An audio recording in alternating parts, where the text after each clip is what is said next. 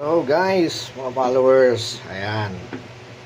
Ngayon ay magluluto tayo ng halaya. Galing to dun sa bakura namin. Meron tayong nahukay na kaya lang medyo konti. Dinagdagan na lang namin. Bumili pa kami yan sa may labas. At ito, violet na violet. Sana natin ang paghahalo ng halaya. Sa pagluluto nito ay dapat tuloy-tuloy yung paghahalo.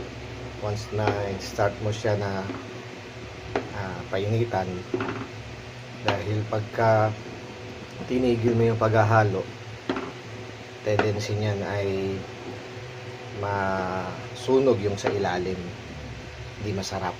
Kaya dire-diretso to. Mamaya makita natin kung ano na yung finished product nitong ating pagluluto ng halaya. Ayan, habang ninahalo, nilagyan na natin ng dairy cream. Mamaya naman, lalagyan naman natin siya ng cheese uli hanggang maluto. Medyo ano siya, malapot na siya ng konti.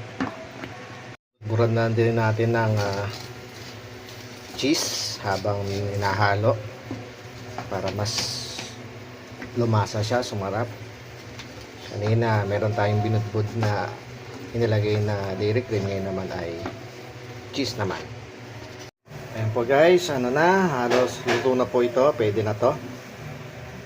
Bagamat pwede pa siya na talagang kunatin pa, pero kita nyo naman, ayan o, pagka inuhulog mo sa kanyang sasandok, halos hindi na siya nahuhulog, kakapit siya.